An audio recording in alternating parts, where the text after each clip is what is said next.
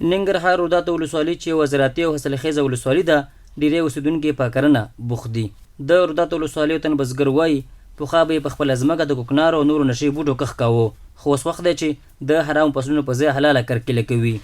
نو موږ چې دی نو بس د کوکنارو کښت مخه بند کړی دی او دغه حلال کسب کارو چې جوار او غنم دي او یا مثال ترکاري ده او موږ نور بس حکومت نه موږ دغه غواړو چې بس موږ سره څه کومک وکړي، سرې مرې د تخم.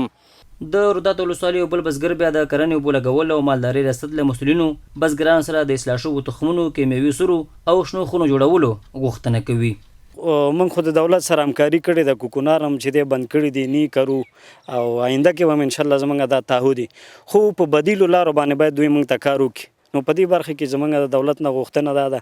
چې موږ سره د سرې او همداشان چې دی د تخمونو او همداشان چې دی د یخو خونو د شنو خونو په برخه کې همکاري وکړي. په ورته وخت کې د ننګرهار کرنې اوبو لګولو او مالدارۍ ریاست مطبوعاتي مسؤل وایي په تیر کې د رودات ولسوالۍ په شمول د ننګرهار بېلابېلو ولسوالیو بزګرانو سره د اصلاح شویو تخمونو او نورې مرستې شوي او ډاډ ورکوي چې د مرستندویو مؤسسو په همکارۍ به د رودات ولسوالۍ ترڅنګ بېلابېلو ولسوالیو کې شنې خونې جوړې شي. د اصلاح شویو تخمونو، شنو خونو او دغه برخه کې د کرنې اداره او د کرنې اوبو لګولو مالدارۍ وزارت مقام هڅه کوي چې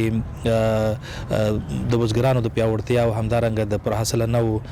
ترویج او د ډېر حاصل ترلاسه کولو لپاره اصلاح شوي تخمونه ویشي چې هر کال موږ زرګونه بزګرانو ته اصلاح شوي تخمونه، کیمیاوي سرې او کرنیز وسایل ویشو چې په دې کې د رودات ولسوالي هم شامله ده او په تېرو کلونو کې موږ دوی دپاره تقریبا د 1,500-2,000 په شاوخوا کې بزګرانو سره د اصلاح شوو د غنمو اصلاح شوو تخمونو مرسته کړې، همدارنګه د سبزیجاتو په برخه کې د باغدارۍ برخه کې مرسته کیږي. لا هم کوشش کوو نه یوازې د ولسوالۍ بلکې د ټولو ولسوالۍ بزګرانو ته دا ډاډ ورکوو چې د کرنې اداره رهبري هڅه کوي چې د خپلو بزګرانو د اقتصادي پیاوړتیا لپاره د دوی سره وخت نه وخت په مختلفو برخو کې مرستې وکړي. د ننګرهار کرنې اوبو لګولو او مالدارۍ ریاست مسؤلین وایي د کوکنارو کرکیله 0 ته راښکته شوي او هڅه کوي د بدیل معیشت پروګرام له لارې بزګرانو سره د باغونو جوړولو او نورو برخو کې اړینې مرستې وکړي.